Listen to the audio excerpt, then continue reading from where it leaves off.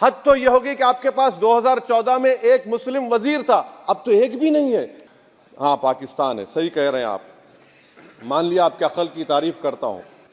ये निकालिए कि 2014 में इखलाक के मॉब लिंचिंग से 2024 तक कितने मुसलमानों का मॉब लिंचिंग हुआ, कितने घर बुलडोजर तोड़े गए। 2005 में डॉलर था 43 रुपीज, 43 रुपये। 2014 में हुआ 83 रुपये। अब मैं इतने माहिर तो नहीं हूं इकोनॉमी में, मेरा मोटा मोटा सवाल है, अब डॉलर है 83 रुपये। ये कौन जिम्मेदार है इसका सर, कि चीन 2000 स्क्वायर किलोमीटर पर कब्जा करके बैठा है या नहीं है, डेप्सांग डेमचॉक हमारे पास है या नहीं। यूपीए के वक्त में माइनॉरिटीज बजट में फ्री कोचिंग था, आपने बंद कर दिया। मौलाना आजाद फाउंडेशन आपने बंद कर दिया, मौलाना आजाद फेलोशिप आपने बंद कर दिया। फाउंडेशन तो 9, 10, 12 माइनॉरिटीज के बच्चों को स्कॉलरशिप मिलते थे। प्री मैट्रिक स्कॉलरशिप आपने 9th क्लास से उसको रेस्ट्रिक्ट कर दिया। तो मदरसा एजुकेशन आपने खत्म कर दिया। ये क्यों किया आपने भाई? आपने मुझे बोलने का मौका दिया सर। मैं पहले ये बात वाज़ेह कर देना चाहता हूं कि मैं इंडिया में नहीं हूं मगर वतन अजीज़ का हूं, और मेरा मामला ऐसा है कि मैं अब लाइन ऑफ एक्शन पर हूं। भारत की राजनीति में अगर कोई लाइन ऑफ एक्शन पर है तो मैं हूं। सर, मेरे चंद सवालात हैं जो मैं उम्मीद करता हूं कि हमारे मोहतरमा वज़ीर साहिबा जब जवाब देंगे, इसका जवाब, मेरे सवाल का जवाब देंगे। यूपीए में जीडीपी ग्रोथ था 6.8 एवरेज। नरेंद्र मोदी की सरकार में जीडीपी ग्रोथ हो गया 5.9 average.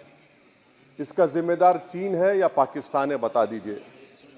Fiscal deficit as percentage of GDP, fiscal deficit as percentage of GDP sir, वो था 4.7 यूपीए के टाइम पर।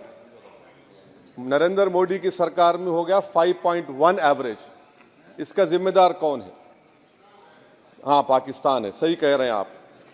मान लिया आपके अकल की तारीफ करता हूं सर। इन्फ्लेशन है यूपीए के हुकूमत में 8% था, नरेंद्र मोदी की सरकार में 5% है। मगर क्या ये बात सच नहीं है कि जो ग्लोबल तेल की कीमतें थी 2008 से 14, वो एक बैरल $100 के ऊपर बिकता था। अब 2015 से 2021 तक एक बैरल ऑयल $55 से $70 के दरमियान में था। तो ये क्रेडिट आप नहीं ले सकते, ये आपकी मेहनत नहीं है, इसमें एक्सटर्नल रीजंस है। मेरा चौथा सवाल ये है सर कि आखिर आप, अगर जीडीपी हमारा 5.9 एनडीए गवर्नमेंट का रहा, तो फिर अनएम्प्लॉयमेंट रेट कितना है?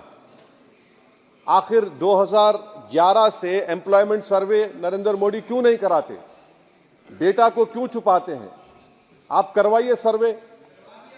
हाँ, ला लीजिए, एनएसएसओ का ला के दे दीजिए। ये पीएलएफ हुआ था 2018 में, उसके बाद अब क्या हो रहा है?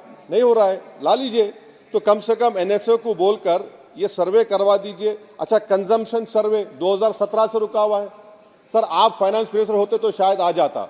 आपकी काबिलियत और आपकी अहमियत वहाँ पर नहीं है, मैं अफसोस के साथ कह रहा हूँ। सर, दूसरी बात, मेरा चौथा सवाल ये है कि 2005 में डॉलर था 43 रुपीज, 43 रुपये। 2014 में हुआ 83 रुपये। अब मैं इतने माहिर तो नहीं हूं इकोनॉमी में, मेरा मोटा मोटा सवाल है, अब डॉलर है 83 रुपये। ये कौन जिम्मेदार है इसका सर? 83 रुपये क्यों हो गया डॉलर? माने नेट इंक्रीज जो है वो 23 रुपये का है। तो अब ये डिमांड इतना डॉलर का क्यों है? इसका जिम्मेदार कौन है?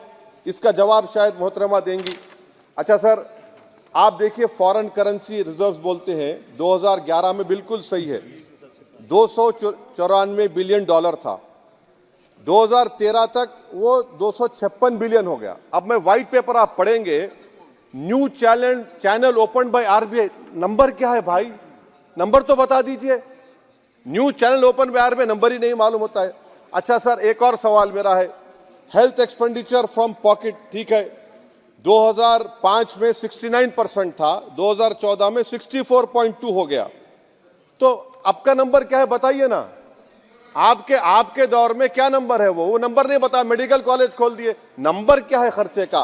तो ये जो व्हाइट पेपर है, एटलीस्ट 2020 का डेटा दे दो आप। ये व्हाइट पेपर सर मोर रेटरिक है देन सब्सटेंस। डिमोनेटाइजेशन की बात ही नहीं कर रहे। डिमोनेटाइजेशन तो बर्बाद कर दिया देश के गरीबों को, इसका जिक्र ही नहीं करेंगे। वो तो मास्टर स्ट्रोक था आपका, मगर बर्बाद हो गए।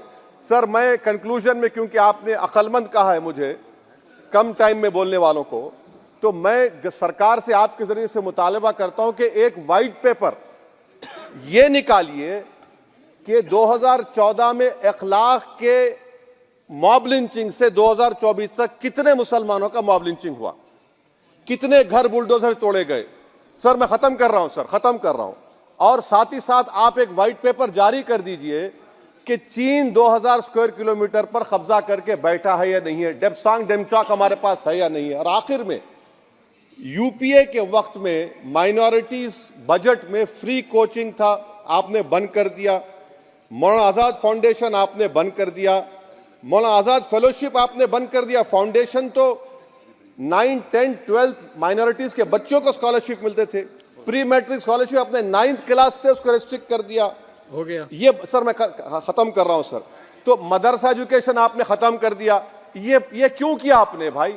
हद तो ये होगी कि आपके पास 2014 में एक मुस्लिम वजीर था, अब तो एक भी नहीं है, एक भी नहीं है।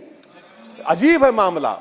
अब आप देख लीजिए, तो ये बातें हैं सर। और फिर सर ये व्हाइट पेपर में आप देखिए सर, ये व्हाइट पेपर में बिजनेस स्टैंडर्ड का एक आर्टिकल का जिक्र है मिस्टर शंकराचार्य का। ये शंकराचार्य साहब जो है, मिस्टर शंकराचार्य, ना रेटरिक पर रेटरिक लिख रहे हैं आप, उसका तोते की तरह लिख दिए उसको, ना नंबर भी देते वो। तो ये जो व्हाइट पेपर है सर, ये मोर रेटरिक सब्सटेंस है। मैं उम्मीद करता हूं कि कल तक देश के प्रधानमंत्री वो व्हाइट पेपर जारी कर देंगे कि कितने मुसलमानों का आपने मार्जिनलाइज कर दिया, बुलडोजर से घर तोड़े गए, कितनों को एनकाउंटर हुआ, कितने जेल में है यूएपीए में, और चीन कितनी जमीन पे कब्जा करके बैठा हुआ है। बहुत बहुत शुक्रिया सर।